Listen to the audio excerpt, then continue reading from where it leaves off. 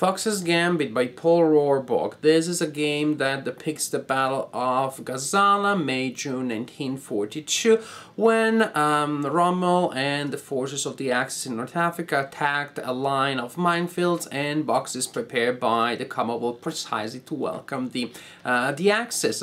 This is a two-player game. It is desktop publishing type of production, type of quality of components, so the maps are of thick paper and the counters are unmounted. That means that you will have to do a little bit of work mounting the counters by yourself before you can play the game, but it is not a huge chore. There aren't a million counters. This is the general idea. Let me show you how the game works. This is the map for the game, or I should say maps. Here you have two paper maps that must be placed adjacent to one another with a little bit of overlapping actually. So you definitely want to place them under a piece of plexiglass that can hold them in position so they don't go around.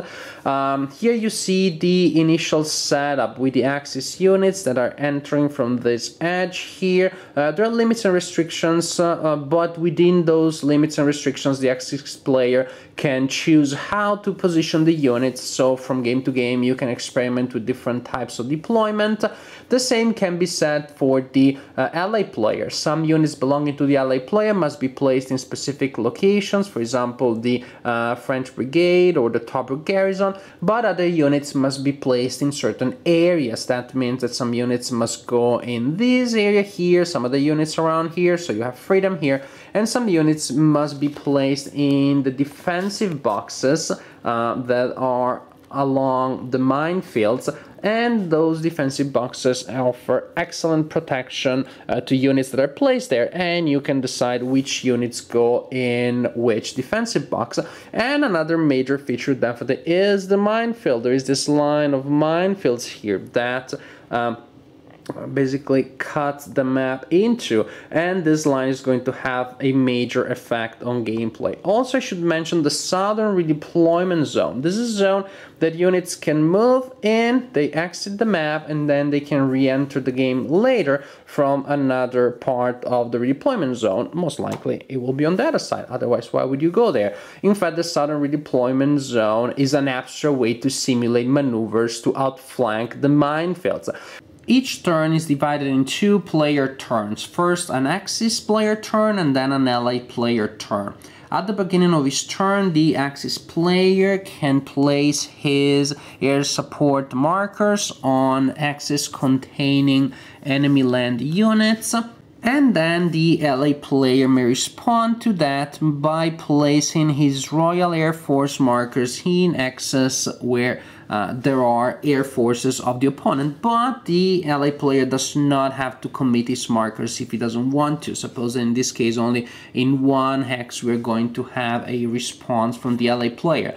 Then in all axes where there are air units belonging to both players, you are going to have to resolve air combat. You roll a die on this column, and it may be that one of the units is shot down. That means that you remove the unit from the board and you place it 2 turns down the turn track.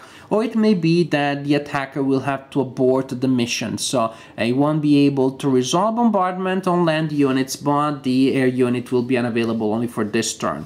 After this, all surviving air units of the attacker can execute bombardment by using the inside box column or the other terrain column, depending on the location of the target land unit. And again, it may be that the air unit of the attacker is shot down, this time by land defenses, or it may be that the defending unit is disrupted, and in that case that unit will not be able to move or to attack next time that it should activate. Also, that unit will be particularly easy to attack for units of the enemy. Next, the Axis player can move any and all of his units. Each unit can move up to its movement allowance, which is the number printed at the bottom right corner of each counter. And units, of course, will be affected by terrain. Tracks, for example, will facilitate movement. Other types of terrain will make movement harder. And the most problematic type of terrain for the Axis player is going to be represented by minefields. An Axis unit that wants to enter a minefield hex must start adjacent to that hex and then must spend all of its movement points just to enter that hex. and it gets attacked by the minefield too, so very painful situation. Another factor that influences movement is the presence of enemy units. All units project a zone of control in the 6 axes around them, so units that enter an enemy zone of control have to stop and then movement there for that turn. After all movement has been completed, you have combat. All units of the active player that are in an enemy zone of control must attack units of the opponent that are projecting a zone of control on them. Combat is resolved on familiar wargaming grounds. You compute the odds between the attacking factor of the attacker and the defending factor of the defender. The defending factor is the second number, and those factors can be modified by terrain. For example, allied units that are defending inside the defensive boxes get their defensive factor increased by 2 or by 3. You do not know that beforehand. You roll when an attack is declared. So that makes things less mathematical and gives more uncertainty to deal with to the Axis player. Also, the defender may choose the no retreat option. I'll explain later how that works. You find the column, and that column may be shifted to benefit the attacker in case the defending units are disrupted or Rommel is stacked with any of the attacking units, or you shift it to benefit the defender in case Rommel is with the defender or in case the Axis units are attacking into a minefield.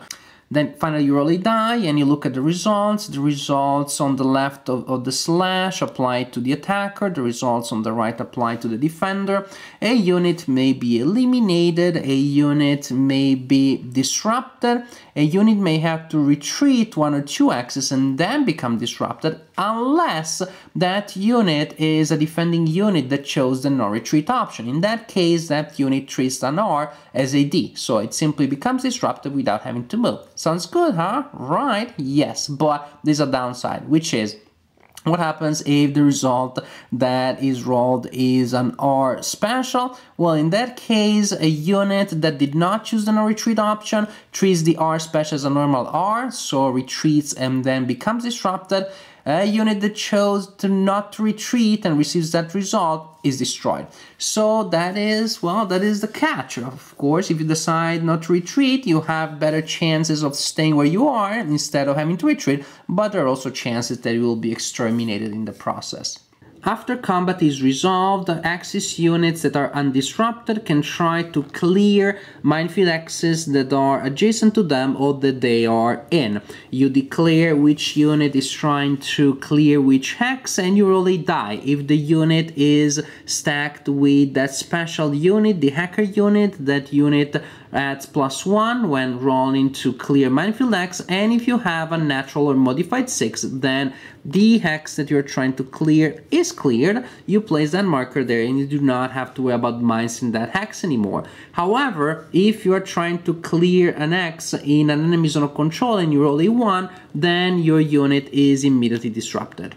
After that, you have the recovery phase, and then the allied player takes his turn. The allied player follows a similar procedure, a similar turn sequence, like the one that the Axis player just completed. The main difference is that the allied player executes movement before his air phase, and the contrary is true for the Axis player. All that I said so far applies to regular turns, but you will also have some special turns called refit turns, and the first such turn may be turn 6. At the end of turn 5, the Axis player will choose whether or not to declare a refit turn in turn 6. If he chooses not to, he still has to roll a die because turn 6 may still be a refit turn. If it is not, then each following turn you still have to roll to see if you have a refit turn, and each turn that passes, chances that you will have a refit turn increase, because there will be several refit turns in each game. The Axis player can try to control to an extent when they happen, but they will happen several times each game. One important effect is that after the first refit turn, most Axis units will have to start checking for supply, and after the second refit turn, all Axis units will have to check for supply. During refit turns, units can move, but they cannot enter enemy zones of control, so they cannot launch attacks. On the other hand, a good thing is that during a refit turn, you can try to destroy the units to the game. For each such unit that you want to restore, you roll a die, and depending on the nationality of the unit, you have different chances of being able to bring the unit back. For example, a German unit can be refitted on a 1, 2, or 3, an Italian unit on a 1. Units that come back during a refit turn have their combat factor reduced by 1, and that is both for attack and defense, but hey, they're back, so better than nothing. The game may last up to 30 turns, but it will last less if the Commonwealth player decides to declare strategic withdrawal. This is a one-time event. When it is declared, the Commonwealth player can remove some of his units from the map, and the end of the game is set 3 turns after the strategic withdrawal. Once the game is over, whenever that may be, you count victory points that are given to players based on elimination of enemy units, control of objectives on the map, and if and when the strategic withdrawal was declared. The earlier in the game that is declared, the more points are earned by the Axis player. So this is the general idea. How does the game work? How does this all come together? I think it comes together pretty well. The game is simple. This is a very light game. I had to say that learning the game was a little trickier than I would have expected. There are only 7 pages of rules, but the presentation is a little spartan. I would have enjoyed a little more cross-referencing between different parts of the rulebook. During the first game, I found myself flipping through the rulebook more often than I would have expected, but this is definitely not a hard game to learn or to play. It will become second nature quite easily. Actually, something that makes this game a little trickier at first, but also turns out later to be a good thing, is the fact that there is a good amount of chrome. Yes, you have little rules and exceptions here and there about special units and behavior of certain types of units and special terrains and special events, circumstances, special types of turns.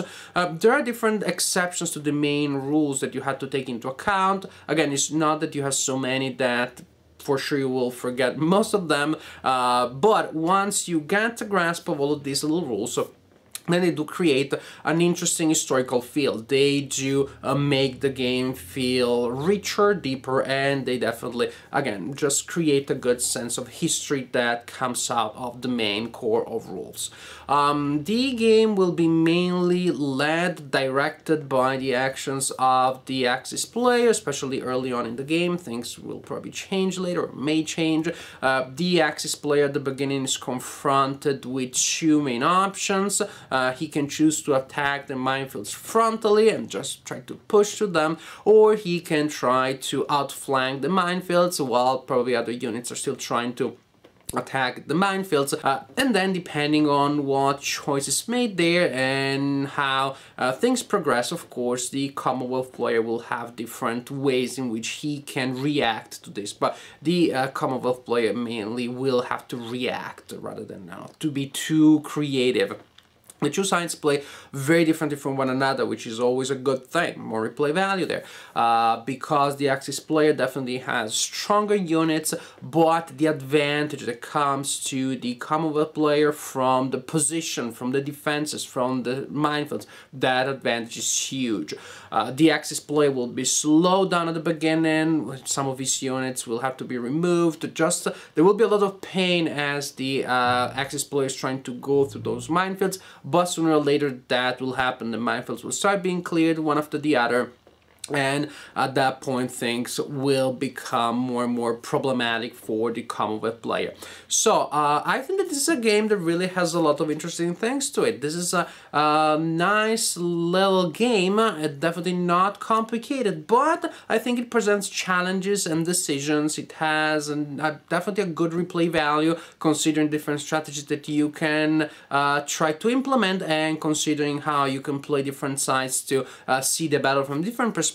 Overall, this is a nice little game that really gets the job done. Gets the job done of keeping me entertained for how long the game lasts, and for giving me decisions and riddles to solve, and nice interaction between the 2 sides.